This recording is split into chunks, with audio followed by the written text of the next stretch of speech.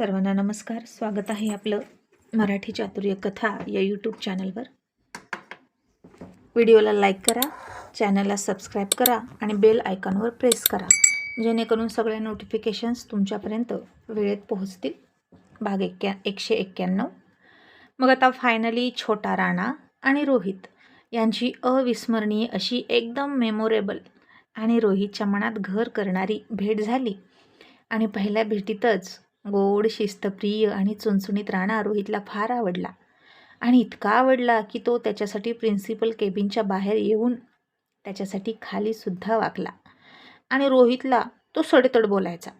लहान मुलांसमोरच्या व्यक्तीची पोस्ट, त्यांचा दर्जा याचं काही घेणं देणं नसतं त्यांना.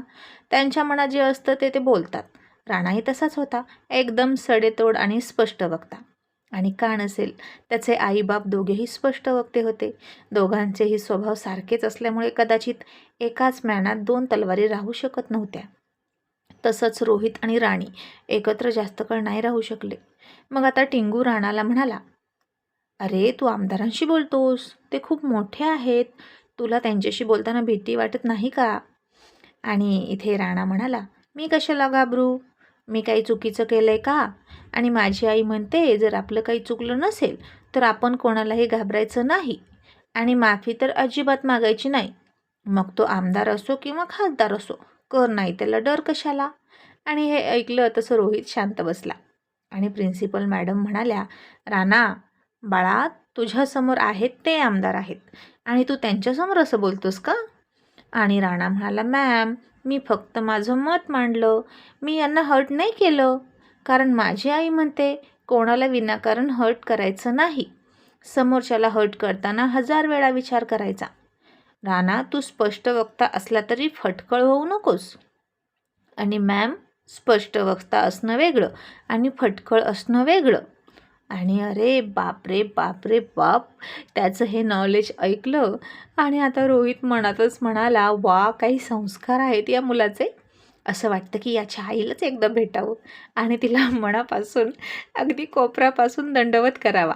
इतक्या छोट्या मुलाला इतकं नॉलेज, आणि कुठे ते माझ्या डोक्यावरती थैया थैया भांगडा करणारा मुलगा आणि त्याची ती उद्धट आई जी त्याला चुकीचे संस्कार देते.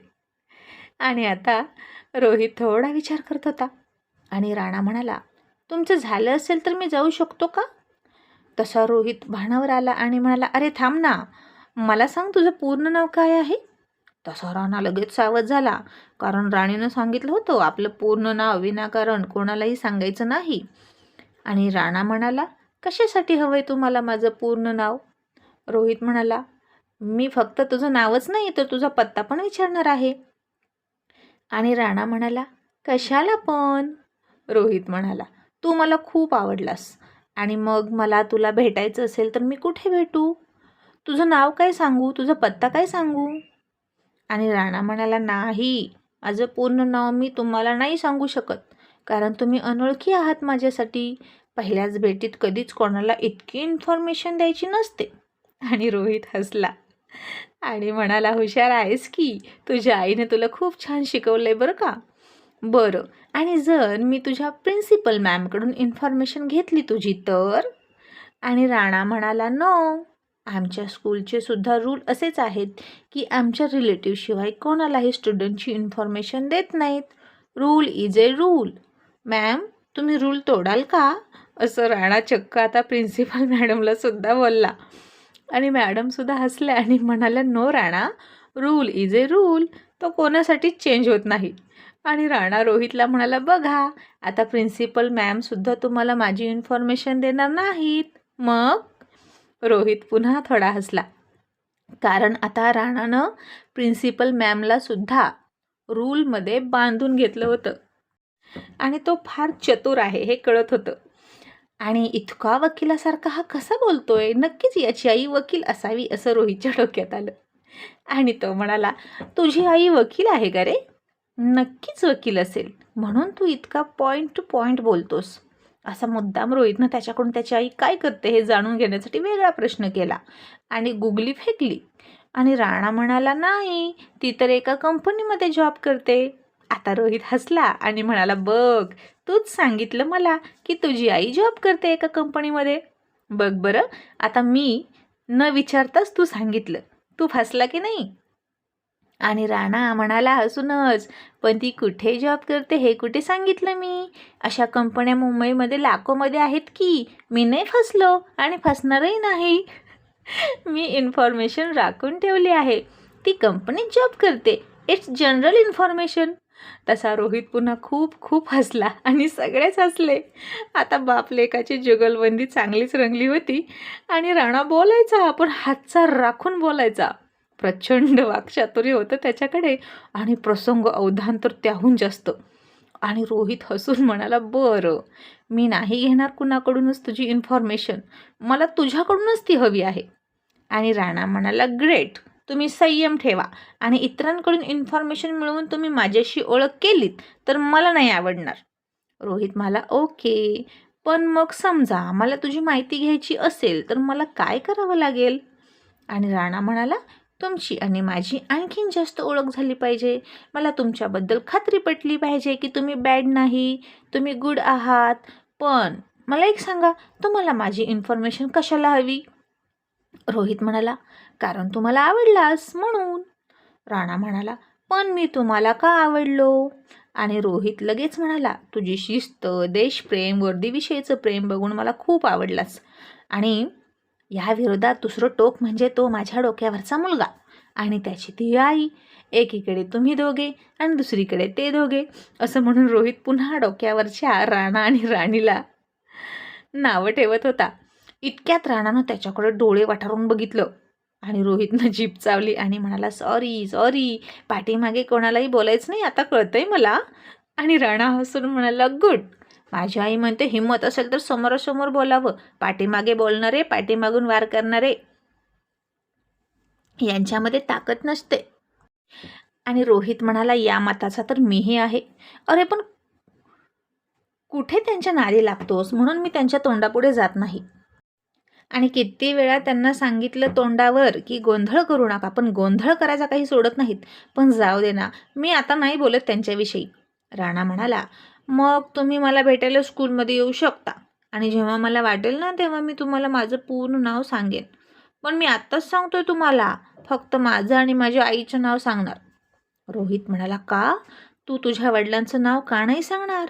आणि खामक्या स्वभावाचा, स्वावलंबी राणीचा करारी बहण्याचा पुत्र राणा म्हणाला, आता त्यांच्या वाचन आमचं काही नडलंय का? मग त्यांच्या नावा वाचन काय नडणार आहे? आणि त्यांचं नाव असल्या नसल्याने काही फरक पडत नाही. शेवटी मीच मोठा होणार आहे माझ्या स्वतःच्या हिमतीवर. आई म्हणते, श्रीकृष्णाकडे तरी कुठे होते बाप? जन्म दिला आणि गोकळात त्यांना सोडलं, तरी पण श्रीकृष्ण मोठे झाले ना. आणि त्यांच्याकडे तर आईसुद्धा नव्हती, माझ्याकडे माझी आई तरी आहे. आणि हे ऐकलं रोहित चाटच पडला. त्याची बोलती पूर्ण बंद झाली. आणि बापाच्या नावाशिवाय मुलाचं काही चालत नाही हा जो गैरसमज होता ना, तो रोहितचा दूर झाला असावा. तो तिथून उठला, त्याच्या पाठीवर हात ठेवला आणि म्हणाला, जा बेटा, थँक्यू सो मच मला भेटायला आल्याबद्दल. आणि राणा हसून म्हणाला, इट्स माय प्लेजर. आणि लहान मुलं कशी पळत पळत जातात टुनटुन उड्या मारत, तसा तो पळत नाही गेला. रोहित त्याच्या पाठमोऱ्या आकृतीकडे बघत होता, तर तो एकदम रुबाबदार चालीत त्याचे शूज आपटत निघून गेला. त्याची इंग्लिशवरची पकडसुद्धा भयंकर होती, राणीसारखी. आईबाप भाषणात चतुर होतेच आणि दोघांकडून सगळे गुण त्याच्यात उतरले होते. एकही गुण सुटला नव्हता, कारण रोहित राणीच्या प्रेमाची निशाणी होता. राणा पूर्ण मनाने एकमेकांसोबत एकरूप होताना तो गर्भ राहिला असावा आणि तेव्हाच सगळेच्या सगळे गुण उतरले होते. आणि एक गोष्ट मात्र नक्की, भविष्यात राणा राणीची ढाल होणारच होता आणि अख्ख्या सूर्यवंशी खानदानासमोर राणीची वकिली करणार म्हणजे करणार, नो डाऊट. आणि त्याच्याकडे टक लावून बघत असताना त्याला वाटलं, किती दुर्दैवी आहे हा मुलगा. इतका गोड गोंडस मुलगा असताना याचा बाप याच्यासोबत का राहत नसेल? किती संस्कारी आहे याची आईसुद्धा, जी मुलाला इतके छान उच्च दर्जाचे संस्कार देते. आणि एखाद्याचं नशीब लिहिताना देव कसा विचित्र लिहितो ना. मी सुद्धा अशीच स्वप्न पाहिली. माझंही नशीब तसंच आहे. मला सुद्धा असाच मुलगा हवा होता, जो एकदम माझी सावली असेल. राणी, तू मला का फसवलंस? तू माझ्या प्रेमाचा अपमान का केलास? असा आत्ताही रोहितच्या मनातून वेदनेचा हुंकार बाहेर पडून त्याच्या मनातून राणीला प्रश्न गेला आणि पुन्हा त्याला राणीचा राग आला. इतक्यात टिंगू समोर आला आणि म्हणाला, साहेब निघायचं का? आपल्याला पुढच्या कार्यक्रमाला जायचंय. रोहित भानावर आले आणि म्हणाला, हो चल. रोहित गाडीत बसला आणि सगळ्या मुलांमध्ये तो पुन्हा राणाला शोधत होता. आता कार्यक्रम संपला होता. ज्यांचे पालक घ्यायला आले नव्हते ती मुलं इकडे तिकडे हुंदडत होती, पण राणा मात्र अजूनही तसाच उभा होता, एकदम स्ट्रेट उभा, सरळ खांबासारखा. आणि त्याच्या आर्मी युनिफॉर्मच्या शर्टला गुढीसुद्धा पडू देत नव्हता, पाठीमागे वाकून. जोपर्यंत अंगावर युनिफॉर्म होता तोपर्यंत राणा असाच सरळच राहणार होता. आणि यालाच म्हणायचं शिस्त. मग टिंगू रोहितला म्हणाला, काय बघतोस? रोहित म्हणाला, टिंगू, समज जर मला मुलगा असता तर तो असा असता का रे?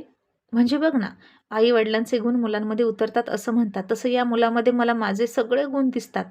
म्हणजे तो कोणाचा मुलगा आहे मला माहीत नाही, पण हा योगायोग असू शकतो, कारण मी सुद्धा स्वभावानं असाच आहे अगदी लहानपणापासून. मग सांग ना, मला माझा मुलगा असता तर असाच असता का रे?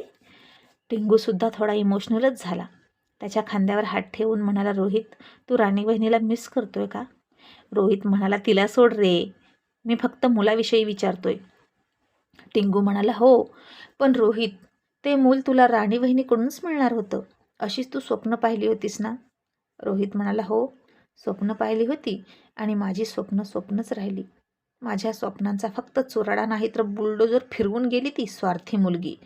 पण जाऊ दे, आज एक गोष्ट खूप छान झाली, जो हा राणा भेटला आणि आता याला भेटायला सतत इथं यावं लागेल.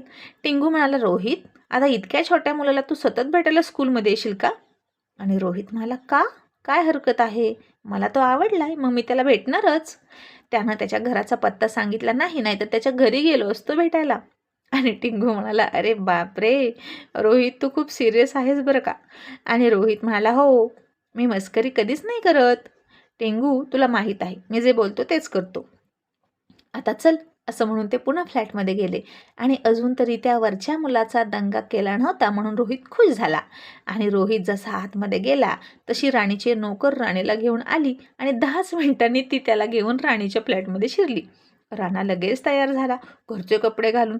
त्यानं वेट हातात घेतलं आणि नोकर म्हणाली, राणा बाळा, आत्ताच आलास ना थकून, मग आराम कर. आणि राणा तिला म्हणाला, नाही, आराम हा राम असतो, आळस हा माणसाचा शत्रू असतो. पण एक मिनिट, पण आई तर म्हणते शत्रूवर सुद्धा प्रेम करावं, मग नक्की काय करायचं ग काकी? तशी ती नोकर खूप खूप हसली आणि त्याला जवळ घेतला आणि म्हणाली, राणा, तू ना खूप कमाल आहेस. आणि राणा म्हणाला, सकाळचा माझा एक्सरसाइज राहिलाय, तो मी करतो. असं म्हणून त्यानं वेट उचललं आणि पुन्हा वेट धाडकन खाली पडलं.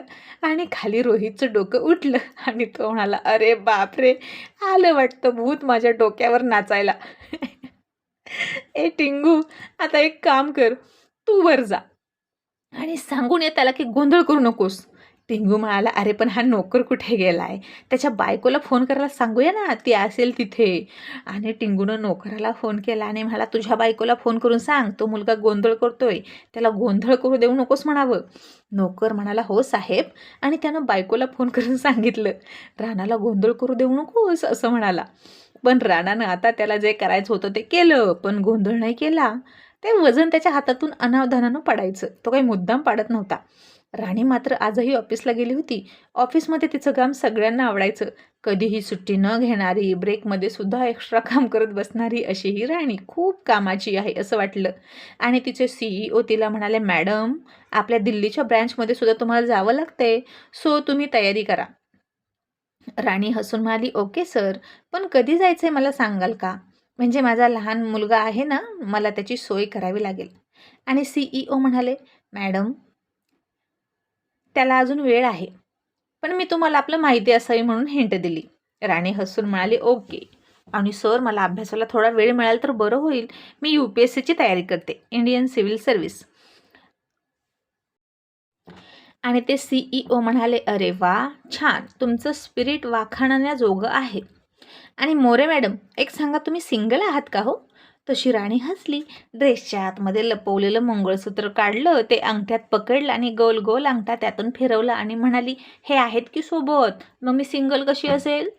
CEO म्हणाले, सॉरी टू से, पण तुम्ही कधीच त्यांचा उल्लेख करत नाही, म्हणून विचारलं की तुम्ही तुमच्यासोबत ते नसतात का?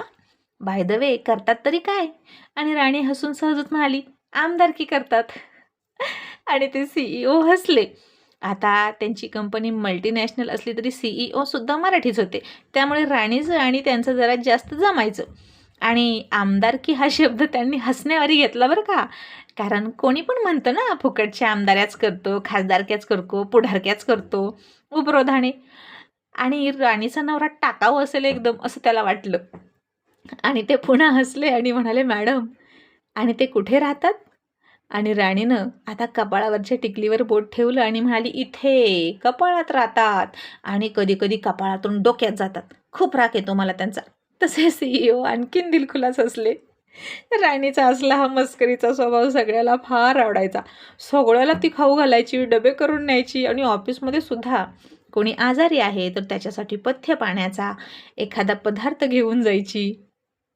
आणि घरी हेच खा आणि तेच खा, हे खाऊ नका, ते खाऊ नका.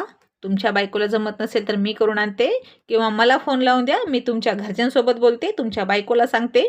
सगळं सगळं बोलायची. त्यामुळे तिथंसुद्धा सगळ्यांना लगेच आपलंसं केलं तिनं. मग राणी म्हणाली, सर आज 15 ऑगस्ट आहे तरीही तुम्ही स्टाफला बोलवलं. मला तुमची ही पद्धत आवडली बरं का खरं तर, पण थोडंसं लवकर तरी सोडा ना. नाही म्हणजे माझं काही नाही हो, मी सिंगलच आहे, पण बाकीच्यांचे जोडीदार हाकलून देतील त्यांना घरातून. आणि तसंही सर मी तरी सिंगल कशी असेल, माझा मुलगा माझी वाट बघतोय हो, तर मलाही त्याच्यासोबत बाहेर जायचं आहे. ऑफिस लवकर सोडा ना. आणि ते CEO म्हणाले, बरं चला ठीक आहे, तुम्ही सांगताय तर सोडूया. आणि राणी आता लवकर घरी आली. नेहमी रात्रीची 8-9ला येणारी राणी आज चोख 3 वाजता घरी आली. आणि राणाला फार आनंद झाला. आणि त्या आनंदात राणाजींनी आणखीन 3-4 उड्या मारल्याच. आणि पुन्हा रोहित सरांचं डोकं उठलं. मग आता राणी आली की मोलकरणीची झाली सुट्टी आणि ती निघून गेली. राणी राणाला म्हणाली, राणा चल आज आपण जाऊया, मी तुला मुंबईचं प्रवेशद्वार फिरवून आणते, गेटवे ऑफ इंडिया. आणि राणा खुश झाला आणि आणखीन 2-4 उड्या मारल्या.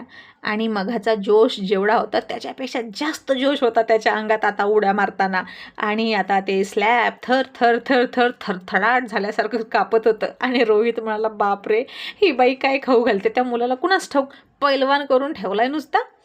टिंगू हसला आणि त्यानं रोहितच्या कानात हेडफोन घातले आणि म्हणाला, कूल डाऊन यार, लहान मुलं अशीच असतात. आता म्हणालास ना मला ही मुलगा हवा होता, मग तर असता तर त्यानंही अशाच उड्या मारल्या असत्या, मग तू काय केलं असतं? आणि माझी ही मुलं तशीच आहेत रे, तुला अजून असलं काहीच माहीत नाही म्हणून तुझ्यामध्ये पेशन्स नाहीत. लहान मुलं असल्यावर खूप संयमानं त्यांना हँडल करावं लागतं. आणि रोहित गप्प झाला. आणि आज त्याला फार फार एकटं वाटायला लागलं. एकतर तो शाळेमध्ये राणा भेटला आणि आपल्याला मूल हवं होतं असंच त्याला वाटायला लागलं. आणि टिंगूच्या बोलण्यामुळे सुद्धा तो उदास झाला आणि तो बाहेर निघाला. टिंगू म्हणाला, अरे कुठे निघालास? रोहित म्हणाला, करमत नाही यार इथे, चल थोडंसं बाहेर फिरून येऊया. आणि टिंगू म्हणाला, ठीक आहे, आजच्या दिवशी सगळेजण गेटवे ऑफ इंडियावर जातात तर आपणही जाऊ. आणि रोहित म्हणाला, कुठेही चल पण इथे नको थांबायला, नाहीतर हा मुलगा सतत माझ्या डोक्यावर उड्या मारेल आणि ती त्याची कजाग आई मुद्दाम उड्या मारायला लावेल.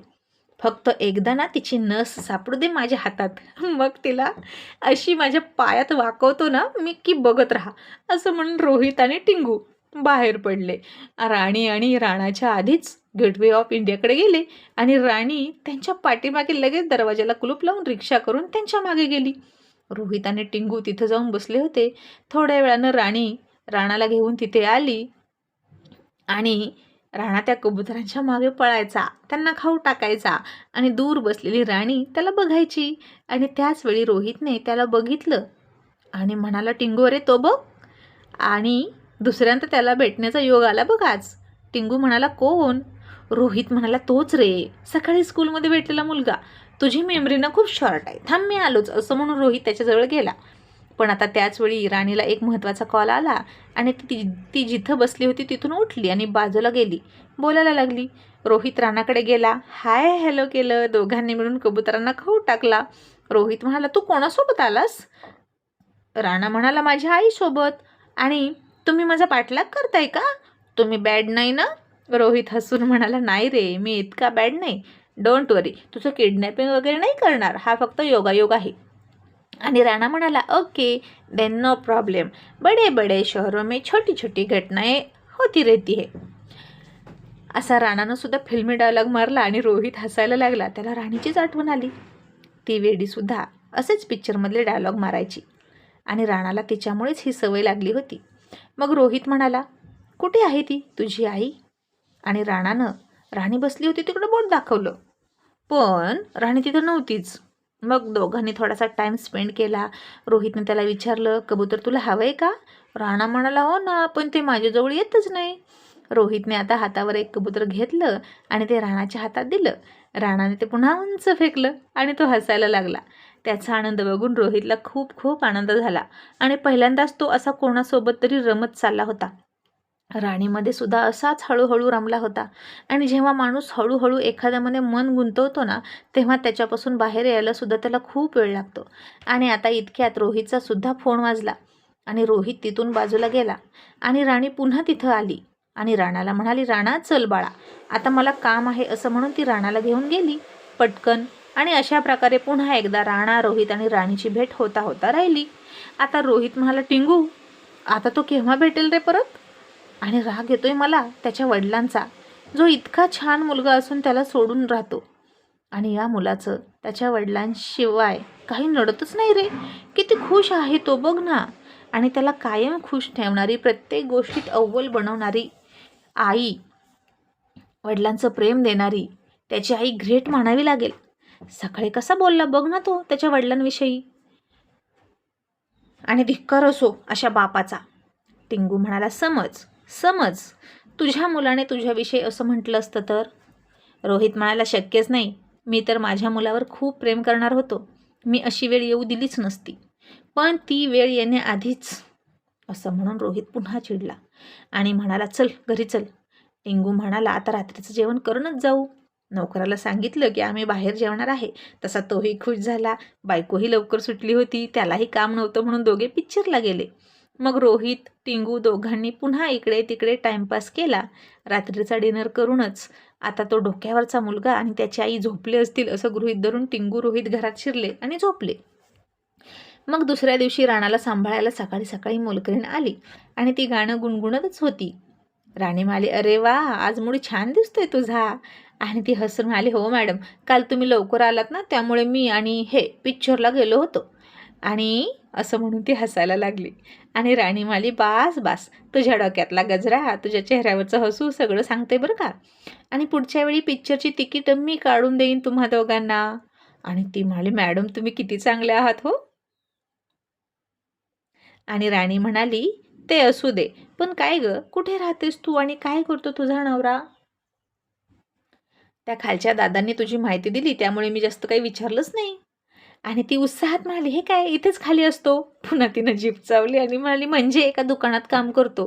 राणी म्हणाली बरं मग पिक्चरची तिकीटं देते बरं का मी, एन्जॉय. असं म्हणून राणी हसली. आणि तुझा वाढदिवस कधी असतो सांग, मला तुझ्यासाठी एक साडी पण घ्यायची आहे. आणि त्या बाईला वाटलं राणी किती चांगली आहे, माणसं आणि आपुलकी जपावी तर तिनं. आणि ती म्हणाली मॅडम तुमचा नवरा पण तुमचा असाच लाड करायचा का हो? तुम्ही तर किती चांगले आहात, खूप जीव लावत असेल ना तो तुम्हाला. आणि राणीला तर आता रोहितची सगळी दादागिरीच आठवली आणि शेवटचे ते क्षण आठवले, मंगळसूत्र हिसकावून घेतलेले. आणि राणी उदास झाली. मग आता राणा गोंधळ करत होता आणि सकाळी सकाळी पुन्हा रोहितची झोप राणाच्या गोंधळानं उडाली. आणि तो म्हणाला मी ना आता एक कामच करतो, त्या बाईला जाऊन सांगतो की तू या फ्लॅटमध्ये राहायला ये आणि मी तिच्या फ्लॅटमध्ये राहायला जातो, म्हणजे ही कटकट तरी थांबेल, इतका त्रास कोण देतं राव. असं म्हणून रोहित वैतागला होता. आणि मग तो गॅलरीत गेला आणि सिगारेट काढली, पेटवली आणि धूर सोडत बसला. आणि त्यानं वरती आकाशाकडे बघितलं तर आकाशी रंगाची निळी साडी जी निम्म्यापर्यंत रोहितच्या गॅलरीमध्ये आली होती. आणि ती साडी वरती राणी सुकायला टाकत होती. आता तिला वाटलं खालच्या गॅलरीत कशाला कोणी येईल सकाळी सकाळी, म्हणून तिनं निम्मी साडी खाली सोडली होती. आमदार माणसं इतक्या लवकर उठत नसतात, खाणं पिणं नाच गाणं रात्रीपर्यंत चालतं ना त्यांचं. पण अजूनपर्यंत तरी खालच्या फ्लॅटमधून अश्लील गाण्यांचा आवाज वगैरे आला नव्हता. नोकर दिसला होता फक्त दारू घेऊन जाताना, नाहीतर या इतक्या मोठ्या सोसायटीमध्ये खूप हायफाय लोकं राहायची आणि असे विचित्र प्रकार खूप घडायचे. रात्री अपरात्री मुली यायच्या, नाच गाणं करून जायच्या, चित्र विचित्र पिक्चर बघितले जायचे, पार्ट्या असायच्या. पण खालच्या फ्लॅटमध्ये अजून असलं काही झालं नव्हतं. पण तरी पण राजकारणी लोकांना खूप कामं असतात, त्यामुळे खाली कोणी उठलं नसेल असं राणीनं गृहीत धरलं आणि तिची साडी फडकवत सुकवत होती. आणि आता रोहितनं ती साडी बघितली आणि म्हणाला, आता हिला दाखवतो गंमत, माझ्या गॅलरीमध्ये तिची साडी आलीच कशी. असं म्हणून रोहित उठला आणि राणीची साडी त्यानं पकडली आणि खाली खेचायला लागला. तसं राणीच्या हाताला ओढ लागली आणि ती घाबरली आणि जणू काही तो अंगावरूनच साडी खेचून घेतोय असंच राणीला वाटलं. आणि तिला आता द्रौपदी आणि दुर्योधनाचा सीन आठवला महाभारतातला आणि तिने ती साडी घाबरून वर ओढायला सुरुवात केली. आणि आता रोहित कुमार आणि राणीचं साडी वॉर सुरू झालं आणि आता बघूच कोण जिंकतं. एपिसोड आवडला असेल तर कृपया स्टिकर द्या. सुपर थँक्स या बटनावर क्लिक करा. Thank you so much.